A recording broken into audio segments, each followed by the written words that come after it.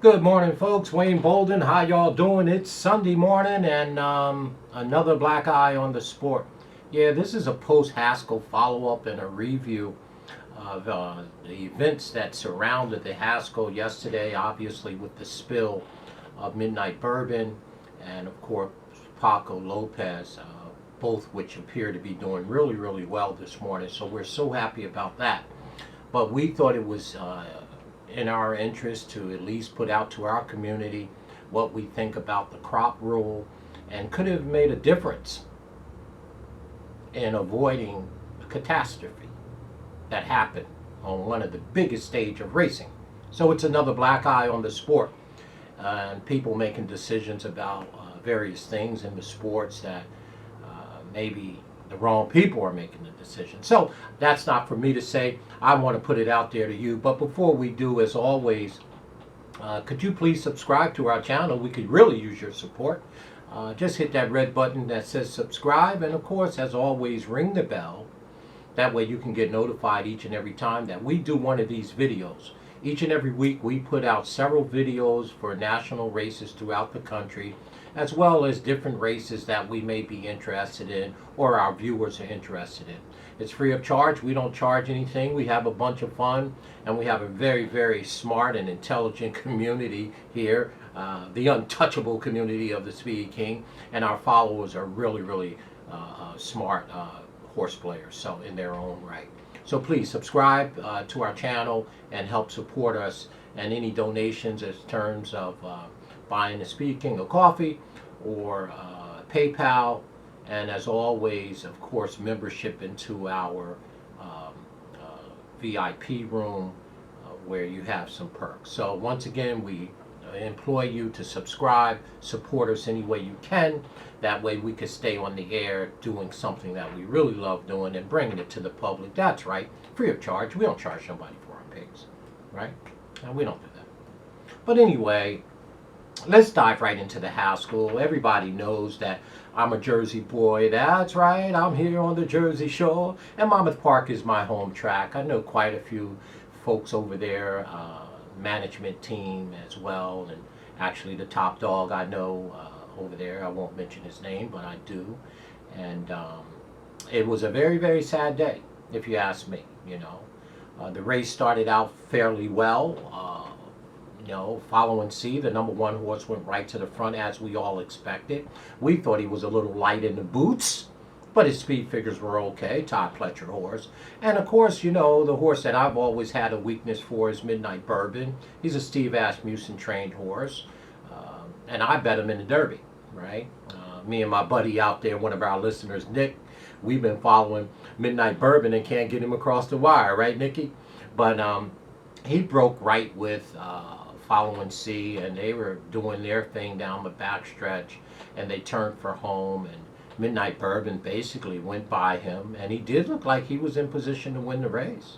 He really did. Midnight Bourbon, I was like, uh-oh, at 4-1, me and Nick might be in trouble here, because we didn't play. We passed the race, and we were just going to watch it and analyze it. And, he went by following C, and of course, at the top of the lane, Mandaloo cut the corner with Flo, saving all the grounds. And Hot Rod, that's right, Hot Rod Chuck, at 4-5 or 6-5 was 3 or 4 wide. So they engaged Midnight Bourbon, Chuck did, and when he got by him, horses just naturally drift to the inside. I just think it's a natural thing that horses do. Once they go wide, they go by the horse that's leading, they kind of drift over a lane or two. Now, here is the controversy.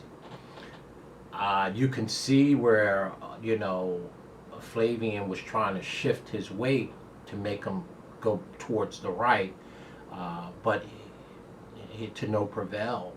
And the question is, if he had the crop, if he had the whip, if he hits him left hand, and we've seen it for years, right, where the jock go left-handed, right-handed to correct the horse's action, would it have made a difference? So the controversy surrounds this is if he does whip him left-handed and corrects him, the accident doesn't happen, which is good. But then the question is, does the judge make the decision that when Flavian used it, or if he had used the whip left-handed, was it for safety reason or to gain an advantage? So, you put the jockeys in a position, you can't win or lose, how's the old thing, you be damned if you do, you be damned if you don't, so it's an impossible position for the jocks. Do I use the whip, the crop, or don't I? So you're either going to get DQ from purse money, or you're going to cause what happened yesterday. And of course, he came in a little bit, Midnight Bourbon, Clipped Hills. Now, I don't want to start no trouble, but Mandalou, it seems like trouble follows him everywhere he goes, right? I mean, isn't it amazing that Mandalou can actually be put up in two major grade stakes races? Obviously, the Kentucky Derby when he finished second behind Medina Spirit, and of course yesterday's race at the Haskell, the $1 million Haskell race. He was put up to first. So I mean, that's $1 million race. I mean, this horse. I mean, I don't know if there's ever been a 3-year-old that's been put up within what you figure a 2-3 month period that ran his eyeballs out just like he did in the Derby.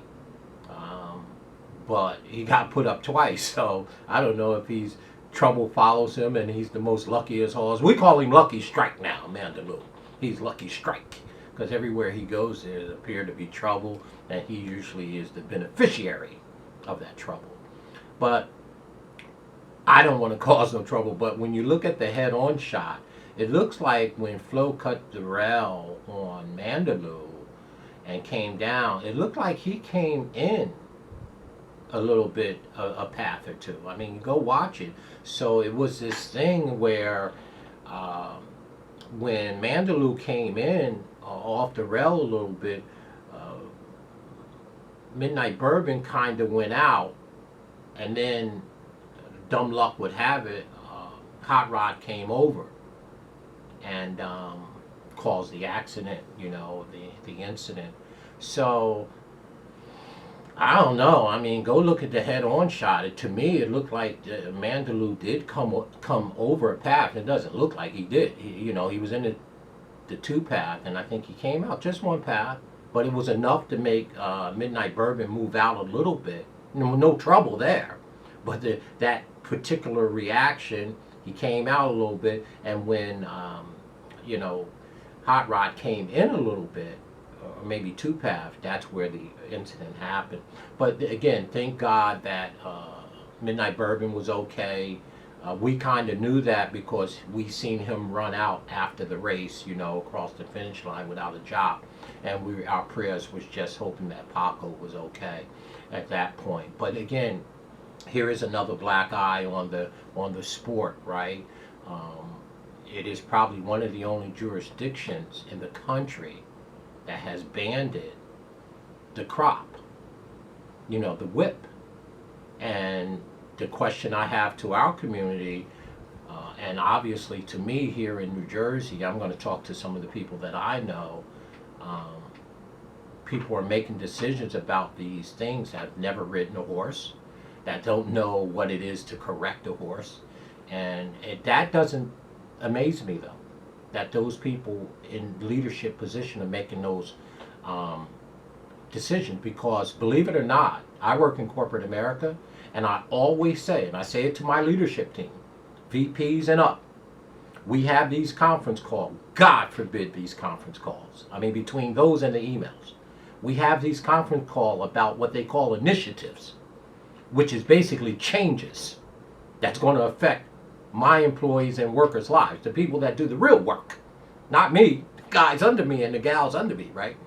And we have these calls, and I tell them all the time, you have the wrong people in the meeting. We're making these decisions, or you guys are making these decisions that we're going to do X or Y or Z, and you're not asking the people who are doing the work what their opinion is, because they know stuff that you can't possibly know. Why? They do it each and every day.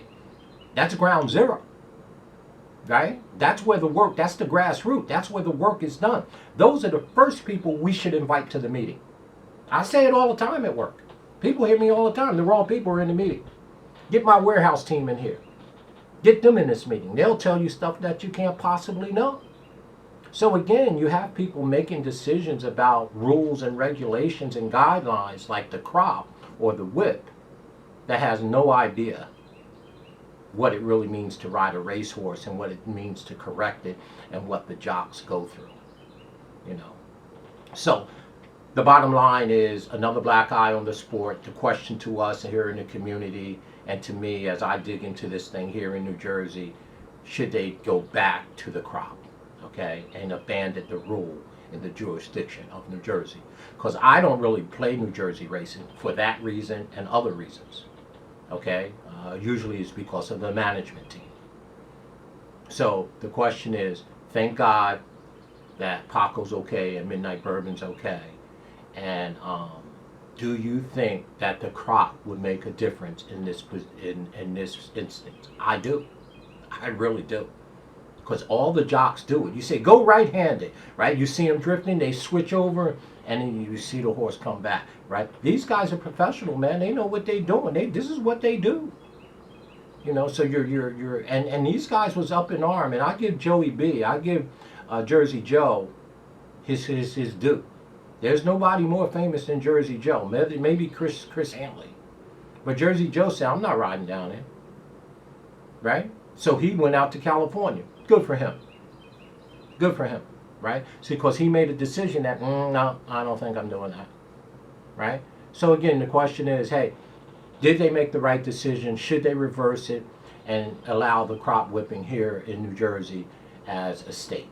All right, I surely hope they do. I mean, our racing is already weak here. You know, Monmouth Park 3 months at the Meadowlands. Who knows what's going to happen? You know, if they ever race. So again, we lost Garden State, we lost Atlantic City. The only good racing we have is the Meadowlands, and those are standardbreds, right? And they do a wonderful job. So once again, folks, the question to you is, the black eye on the sport, how lucky is Medina Spirit, not Medina Spirit, how lucky is Mandaloo, right? Get put up in 2 major Grade 1 races, none bigger than the Kentucky Derby, and of course, none bigger than the Haskell, because it's a win and you're in. So he's in the Breeders' Cup Classic, if you like it or not. But the real question is, here, in my state, at my home track, man, I'm just happy that Paco's okay and Midnight's okay. And we got some really big issues here in the sport. And New Jersey really do, in my opinion, need to reverse this here decision in terms of using the crop. You may see this stuff more. I really don't. You know, I hope it's not the case. I really hope it's not the case that we see more of this kind of stuff that happened in Haskell. But my God, don't take the tool away from the guys who know their business. This is what those guys do, man. I mean, I'm no jock, but I mean, I prefer to them. You know, jockeys ride, trainers train. I do what I do professionally. You know, so I put it in their hands. So once again, what do you think? Should the crop be banned and taken out of the rule be reversed here in New Jersey? As always, folks, Sunday evening, have a great work week coming up. Thanks for all your continuous support. As always, please subscribe to our channel. We could use your support. We want to continue to do this. And of course, buy the Speed King coffee. If you want a Speed King shirt, email us at speedking24@yahoo.com. Please, we can use your support. We love doing this. We want to continue to do this. This is a passion. You know, soldier of love, Sade. Right? We want to continue to do this. All right? So again, answer the question. Let's comment. Have a great day.